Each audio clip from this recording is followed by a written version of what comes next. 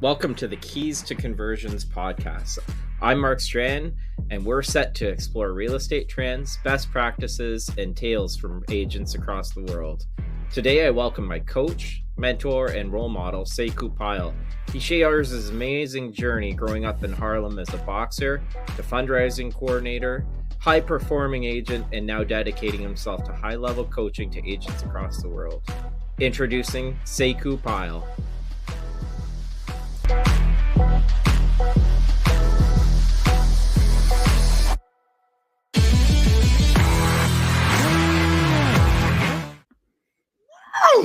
I'm super excited today to be joined by Sekou Pyle, mentor, coach, and just overall good guy. And I'm so thrilled to introduce him to all my agent friends and my family and friends out there that might see this.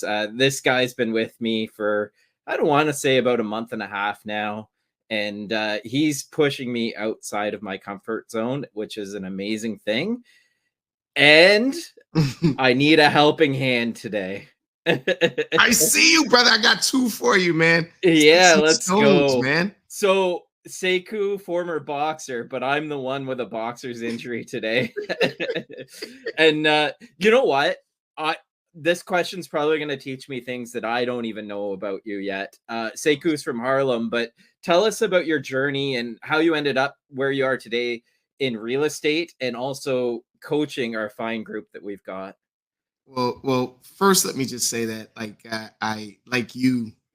I enjoy a wide variety. My palette is very, very wide, right? And so I found myself in all kinds of places. When I was younger, I was a fundraiser and developer for a few not-for-profits in the city. And, everyone told me that, well, if you got into sales, you would be able to sell anything. And I went and sold my condo in New York and made like a fortune as far as I was concerned. And the real estate bug got in me. And the next thing you know, I was sitting down in front of a telephone just like everybody else, waiting for people to call and not understanding why I couldn't get any business and what I was doing wrong. And I went through all of the tropes where I thought maybe it was because I was a black guy or because I was a straight guy or because I was a this or because I was a that nobody wanted to do business with me. Well, I figured out through some really, really tough times that it was my mind that was really the thing that I had to develop. My mindset, the idea of growing business actively rather than passively. And, what Harlem sort of taught me was that you couldn't sit still and expect to grow and to live and to do things. And so Can I just stop you for a second? Say, go ahead. I'm going to drop a line on you that you use with all of us all the time. Do you mind if I coach you at the highest level? You got it, brother. You got it. We need you a little bit closer to the mic. Listen, I'm going to move the mic closer to me. Hopefully this works. Perfect. How's that work? That's great. All right. Well, yeah, the Harlem Hustle. Sorry to derail you there. Nah, please derail me, man. Dude, man. The one thing I know about you, Mark, man, is that you, through the fire, through the wind and the rain, you're going to look to make everything better, man. And it's part of the reason why we're so close. I'd like to add friend to that list of things that you put out in the beginning, man. Mm-hmm. That Harlem Hustle, man, is one where there was a saying, if movement is life. Right. If you sit still, you die. Right. If you're not growing, you're dying. And if you're not moving, if you're not hustling, you can't hang around. And so what I learned was to get up and get at it and not wait for things to come my way. And so I started my real estate career not too long after 9/11. My very, very new wife and I moved out to New Jersey. And I started working at what I would call the dirty penny of real estate, right? Like it was like this little mom and pop shop up at the uppermost corner of of a 1 square mile town called Hoboken in New Jersey. And I did terrible my first few years in real estate, man. And it just sort of taught me, man, it's like nothing is going to happen unless you make it happen.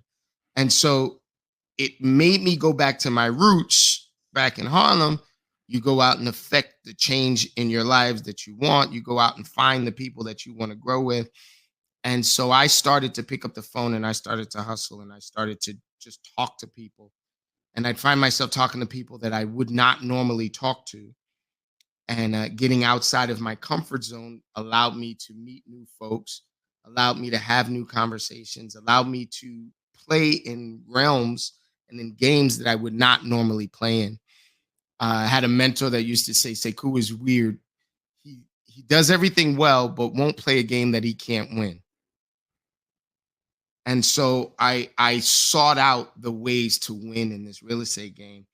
And that's how it got me to start to coaching. I moved into a company that was a little bit larger than the Dirty Penny one. And because I saw success, and success for me was measured in like the 12 to 15 deals a month range, right? I didn't feel like I was winning unless I was in that space there. It's a funny story, man. Like my wife and I lived a very lavish lifestyle because of some money that we came into earlier, which also put us deep into debt. I think we were like 50 grand in debt between, credit cards and properties and things like that. And I remember us arguing. We actually got divorced over money, right? You know how that goes. And I remember one day my coach said to me, he was this very blue collar coach. He goes, "Hey, Sekou, let me ask you a question. Do you think your problems would be better with or without money?" And I said, "With money." He says, "Well, then pull your panties up, boy, and let's go make some money. I promise you, your problems will be there for you when if you want to pick them up later." And it wasn't like a Cinderella story, man, but I really did dive into my coaching and what my coach said. And I made 80 grand that quarter. And I paid the 50 grand back, or I think I was within like 5 grand of paying it back. And, the marriage still fell apart, but we got to fall apart on good terms. You know what I mean? Like we wasn't, so deeply in debt. And from then on, man, I put my head down and I just listened to my coach. And my real estate career literally blossomed from me not being so creative, from me just kind of following a formula, a pattern, and a recipe. And it inspired me to start coaching because I was in an office full of people who had a similar pattern. Everyone was waiting for business. Everyone was trying to figure out the answers. And so, not out of hubris, not out of ego, I literally sat in the back of the office in the furthest most desk. And when I say sat, I don't mean that literally. I mean that figuratively, because I stood up 95% of the time. And I had this space that didn't have a door, didn't have a ceiling, didn't really have walls. I had a cardboard presentation board. You know what I'm talking about. When you're in high school, you got to do your science presentation. Science project, yeah. And on that cardboard project thing, I had on the inside facing me, I had all of the images of the things that I wanted to do, the places I wanted to go, the suits that I wanted to wear, the cars that I wanted to drive, watches I wanted to have. And on the other side, the part that was like sort of public facing, I had this picture of a mandrill. I don't know if you know what a mandrill is. It's one of those rainbow faced baboons. Okay. Right? With the big, long, sharp teeth. And it was like, okay. And at the top it said, "Do you really want to bother me?" I love it. And people still came around that cardboard thing to ask me questions. I realized that their questions were more important than the threat of violence and danger that I was presenting. And I was more than willing to help. The mandrill was a big front, right? And so what I found was that I did better when we did better. Yes. And so my coaching was born out of having this information, having these techniques, these recipes, so to speak, and sharing them with the other agents in my office.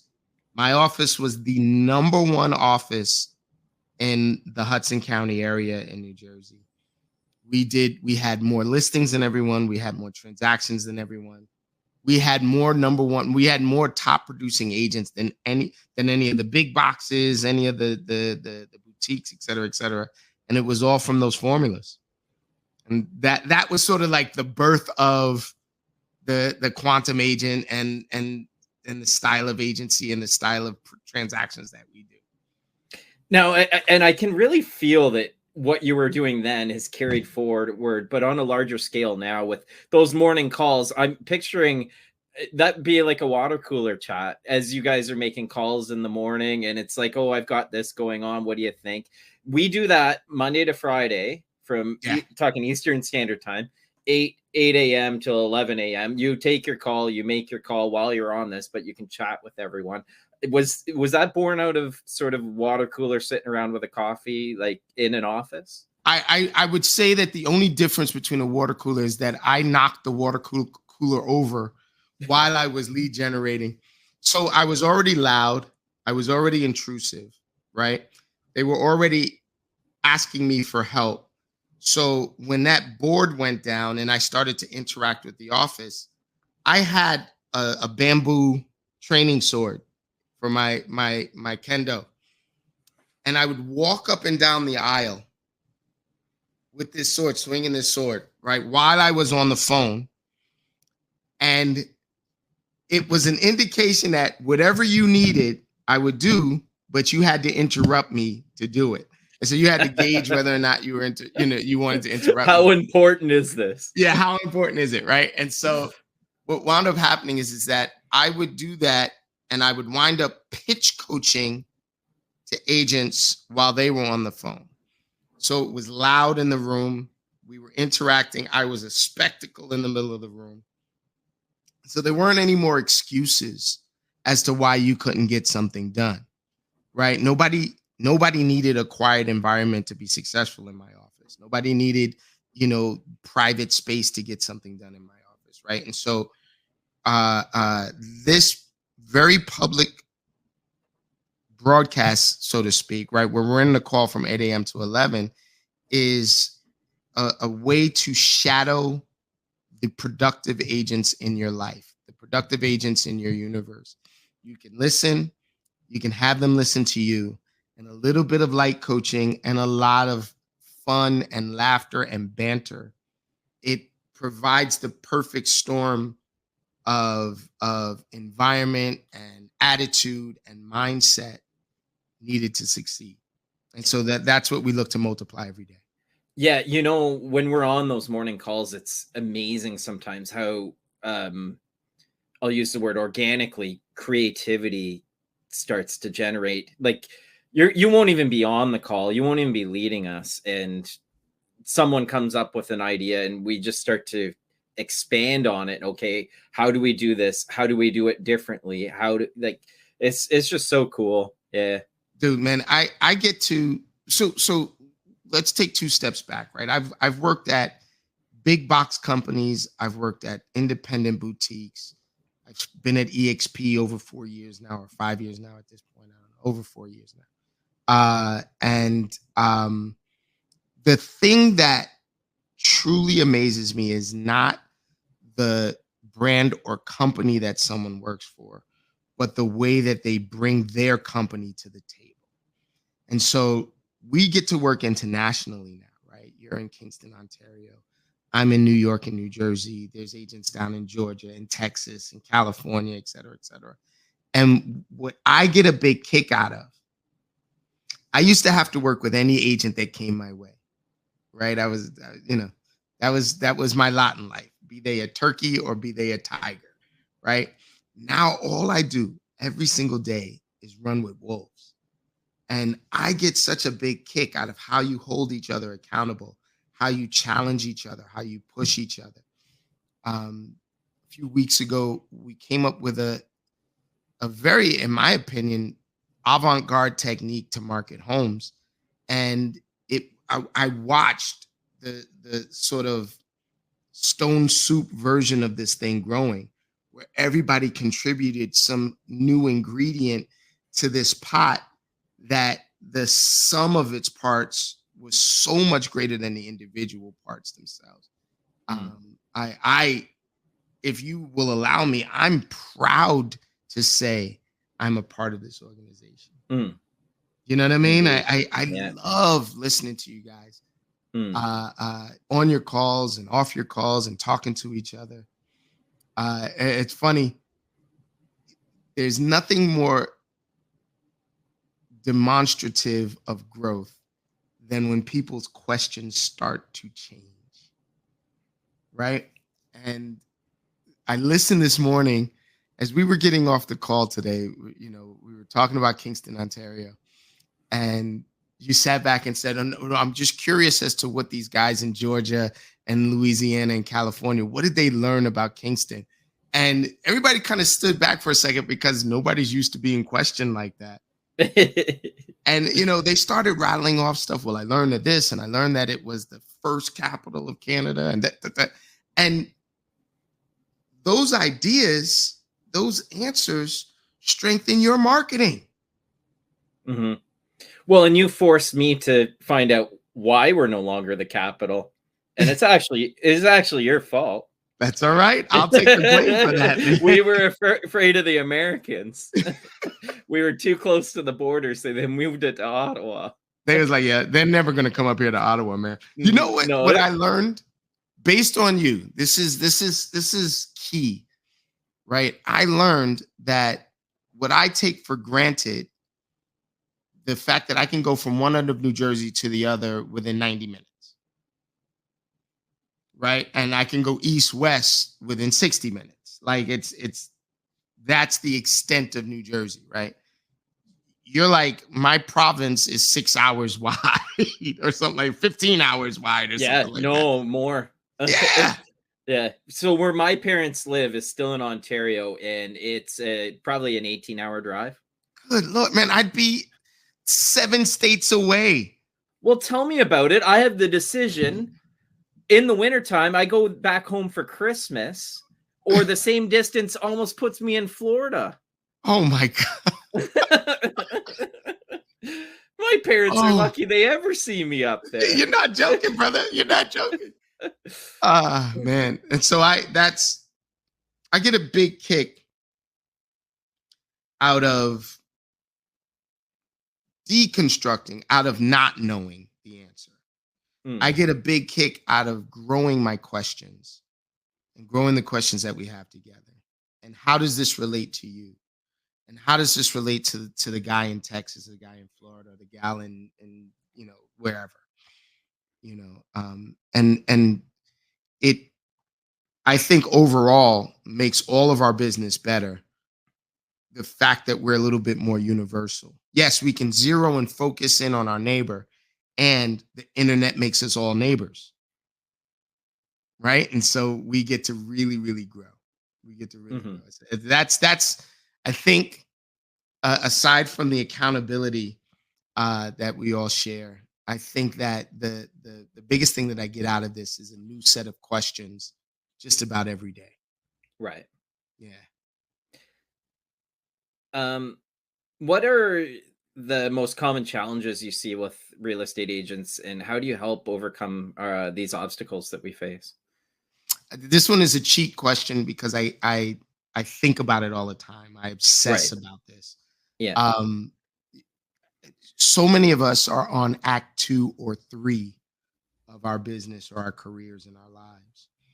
And so getting agents to look at real estate like a business and not just another job is the greatest challenge that I have overall. To get someone out of their own way. There's a phrase that was used locally that says that real estate is the easiest job to make a little bit of money and the hardest business to make a lot, right? And so when we are together, the way that we overcome is sort of questioning the norms, right? And so, what are the normative things that come up? If you get a new job, if you get a great job, people ask you, "Oh, how much do you make?" Or, how long do you have to work? When do you get time off? What kind of vacations do you have? That those normative questions don't apply for us, right? And so changing the paradigms of the questions that we're asking ourselves, our business, our family, our lives is the fundamental way that I affect change, but more importantly, we figure out whether or not we can change, Mhm. right? Because there's some of us who are really good at being employees and terrible at being employers and being, owners. Mhm. And it's an unfortunate reality that I gotta have to be the catalyst to find out who you are, right? Are you a Right. great employee or are you a great employer, right? And Yeah. that those changing questions, the way that we change the questions that we ask ourselves, ask of our business, and to be very, very honest, ask what we want, right? What is it that we want? Those are the things that I use to kind of overcome that challenge. And it's a challenge for a reason, brother, because it is not easy. Yeah. So on today's call, we were talking about branding, and our brand is ourself and identifying who ourself is. Now I'm going to put this on coach. Okay. Your coaching style, Mhm. how would you differ from other real estate coaches? What's your individual coaching brand? Well, so you said in the beginning that I was a boxer. I was a fighter, multi styles, and one of my best coaches in the world. Not my favorite coach because he certainly kicked my ass a lot. One of my best coaches that I've ever had used to tell me, "I'm really good at defense. It's very hard to hit me." Right. One of my nicknames was Asiete, as in oil. Right. I'm very hard to hit. He says, "But you're easy to beat if you won't hit back." Right. And so the way that I coach is a very hit back style of coaching. Right. I am not afraid of losing clients and customers. I am afraid of losing respect and momentum. So my coaching relies on a heavy level of accountability, a heavy level of introspection. And as a result, and I'm going to say this widely, I get clients that leave all the time. I make fun. I say I light your birthday cake on fire with a blowtorch, right? It's sometimes the overkill is necessary for you to see where you want to be in your business. And I only want to work with the agent that wants to do 200, 300 deals a year, which doesn't leave much space for the folks that want to do 5 to 7 or 12 deals a year. And what sets me apart is that I'm unwilling to waver on that concept. I want to work with the best. I want to be, you know, I don't even like the Patriots, but I wanted to be Bill Belichick. I wanted to coach the best. I wanted to have, agents that want to win more than anyone else. I'm not interested in working with agents that don't want to be the best. And what are the qualities and skills from those agents that are capable of being those top producing agents that you're identifying with massive amounts of transactions? What where does someone like me, Mhm. where do I need to push myself So to get to that point? you're it's almost unfair to use you. I will, but I'll take this step first. Okay. The agent that is unsatisfied with the success others have attained. So if you see an agent that did 50 deals a year and they go, "That's good, but," Mm. that is the quality, that's the single quality that I think will set that agent apart. There are other qualities that are indicative of that mindset. And this is where I bring you into this. You are never satisfied with the last success you had. No. I hear it from you time and time again. If I give you an answer that is too close to the status quo, you challenge it using your own production. Yeah, well, I got that one because of this. Okay, but you couldn't have got that unless you were doing X, Y, and Z. Yeah, yeah, yeah. But I want to be able to do X, Y, and Z. I'm like, I love that. Right? I want the agent that is not satisfied with a tournament winning season. I want the agent that wants a tournament winning season and an undefeated season and the MVP and right? Like I want the agent that is what's the Oliver Twist? More, sir, more. I want more. And so with a lack of arrogance and with the blessing of absolute certainty, we're going to get there. Right? I know that if I do this recipe, one way, shape, or form, I'm going to achieve this because this is the recipe that everyone else has done. I'd like to add to this recipe a little Scotch bonnet pepper so that it gives it a little kick, a little fire. That's the agent that I'm working with every single time. Yeah. So every single time.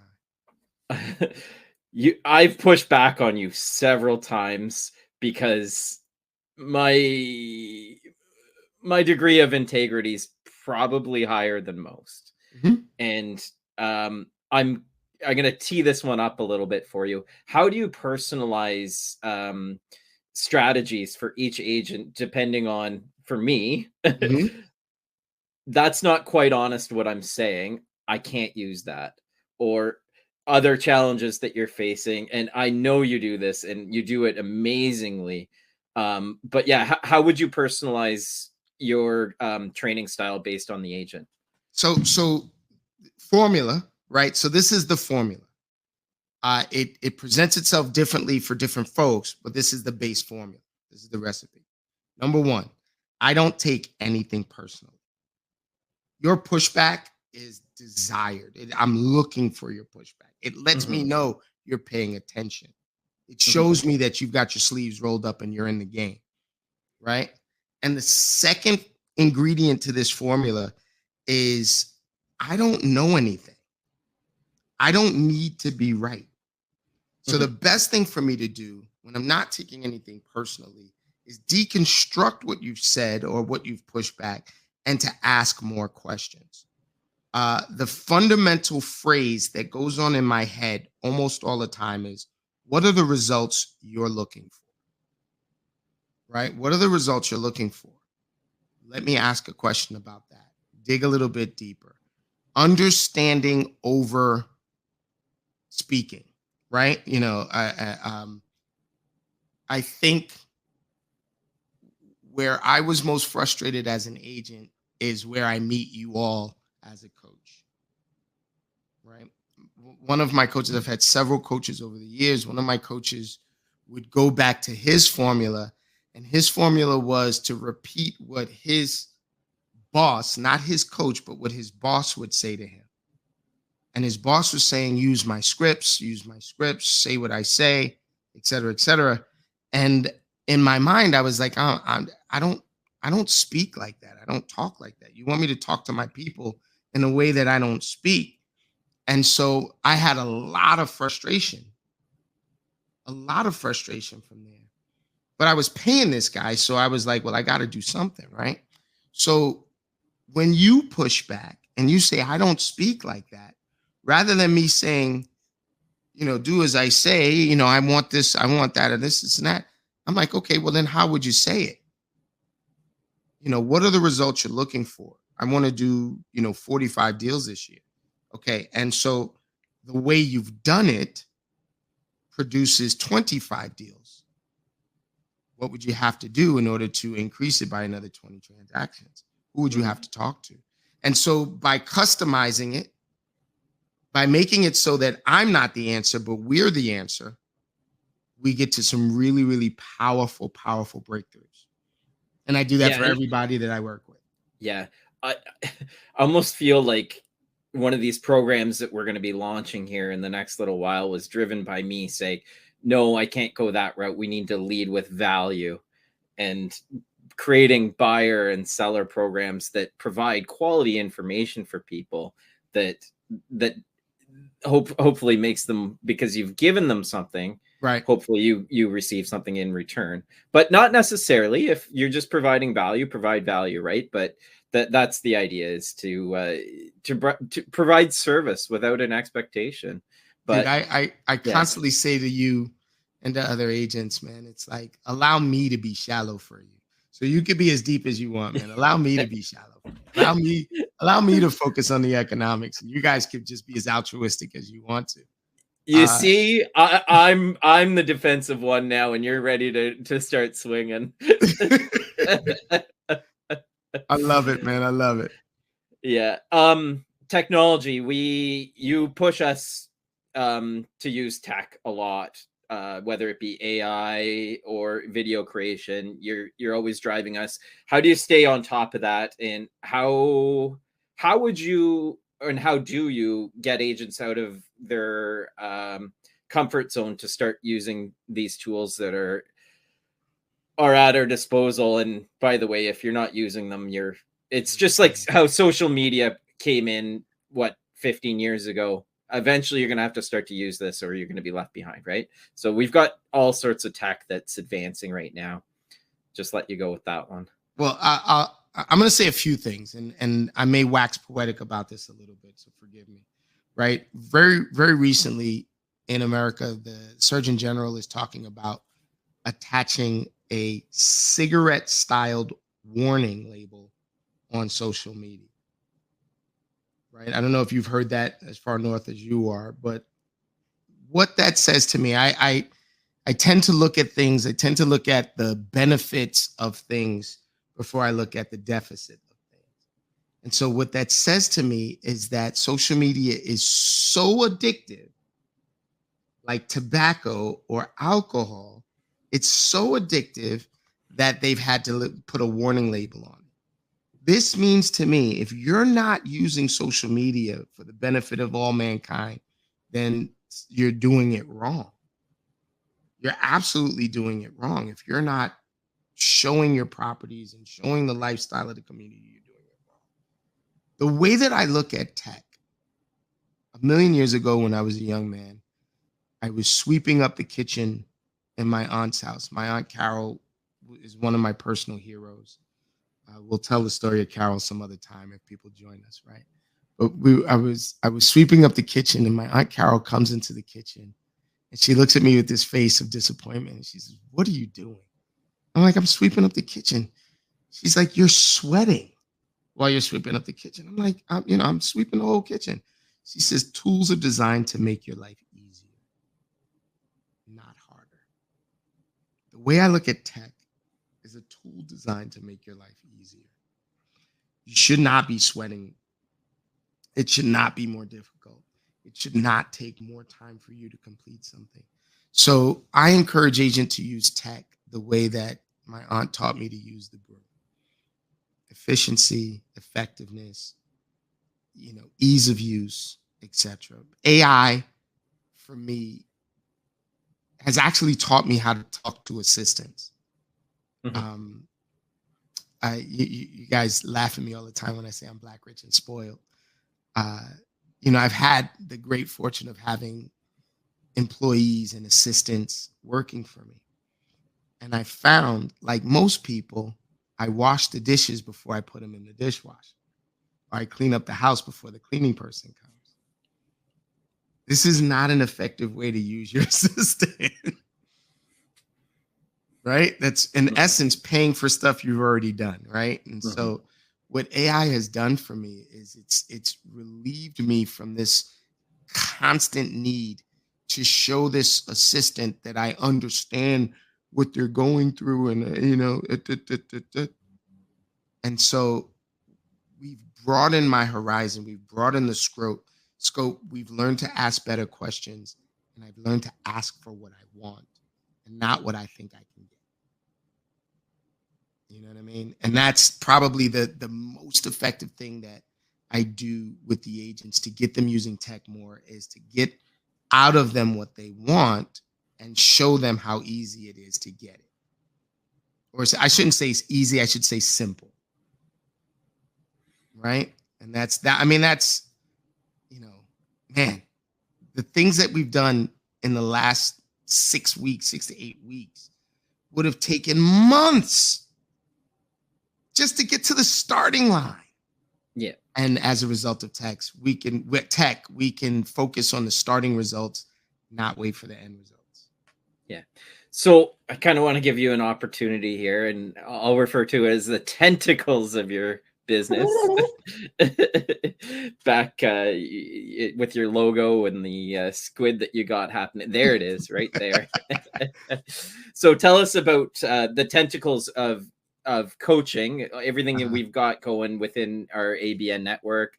We've got the Quantum Agent, commitment to capping Facebook group, and yeah, I'll let you I, fire away with that. I'll do two things. I'll speak very briefly as to the why so that I can get into the how. I am an agent that's going to do 200 deals a year, no matter where I go. And effectively, if I want to help the agents in my organization, if I want to help the agents in my team, if I want to help the agents that I'm coaching, what I really decided to do was to share everything that I do to do 200 deals a year. That on our octopus level, right? Think about all of the hats that you have to wear on that end is the tools and the techniques that I share in the quantum agent, in the coaching. From everything from business planning, right, which is one of the things that we'll be talking about soon, to the micro activities that have to happen beyond the stage, what you could leverage, what you should do yourself, to the scripts and the practicality of the interactions with your clients and customers, to the objections and the language of deciphering who is and who is not the best clients for you to be working with, who is highly motivated, who is not, et cetera, all the way through to where do I go to get my deals closed? What am I looking for in allies and accountability? And, because of I am who I am, how do I celebrate the wins? And more importantly, what do I learn from the losses? Right. And how to do that and how to break that down and journal it. I'm a really simple guy. The coaching is really not that complicated. The accountability is the greatest form of love I could show you guys. Right. It's like, hey, let's try this out. And then, what comes from the things that we've tried out? And why did you do it or why didn't you do it? And what are you going to do next week? And I thought you said you wanted to do X. How are you going to get there if you're not doing these other things? What is your idea to get there? And let me stay out of your way if you have a different way to go. That is, in essence, we have the quantum agent, which is think about being an Android. Yes, I'm an Android user, not an iPhone. No. But think about the cyborg nature of what that is nowadays. It's the merger of tech and humanity in order to effectively reach more people and help more people. So that's the quantum agent. We have Bridges, no borders. bridges, no borders. There you go, baby. That's perfect. Yes. And we have a very, to use your expression, sticks and stones approach to it, man. It's They do break bones. they do. And they mend, brother. We're gonna mend you, man. We're gonna mend you pretty Yeah, tight. What do you need to do in order to get the objections that you overcome? There are a lot of people who come to me to try to avoid the objections. And I'm like, nah, take off your shoes and socks, roll your pants up, and walk right into those objections. Right. We have the ultimate agent, which is more along the lines of how to set up your business. Right. What are the tentacles of your business? We've got the commitment to capping, which is about agent attraction and growing your brand and growing your marketing so that you are growing your influence around the world. We have Start at Zero, which honestly takes agents that are already in production or agents that have had some sense of success and have fallen off or have changed their market. And we start them at zero and build a business outward. I reset my business every 90 days so that we can grow from zero every 90 days. It's a lot, but it's fun for me. It's no longer, it used to be frustrating. It's no longer frustrating because the recipe really does work. And as long as I'm not resistant to the formula, we get there in the end. we've got an event coming up, the Quantum Agent Quarterly on July 3rd. We're going to drop that link down below here. Commitment to Capping Facebook group. Look it up. Join us. Sekou, my man, thank you Brother, so much. Yeah. let me say this. Let me say this, right? So if you get to meet Mark Strawn, I call him Stracken the Kraken, right? But if you get to meet Mark, what you should do is you should ask him what he thinks you should do to get started. Don't ask him about his success. Don't ask him about anything else. If you meet Mark, ask him what he thinks you should do to get started, growing your business, new to the business, restructuring your business. Trust his mind. I trust his mind too. And so I got to be honest with you, Mark. I love you, man. And I'm very, very glad to be in your universe. Likewise. Thank you so much, Sekou. Thank you, brother.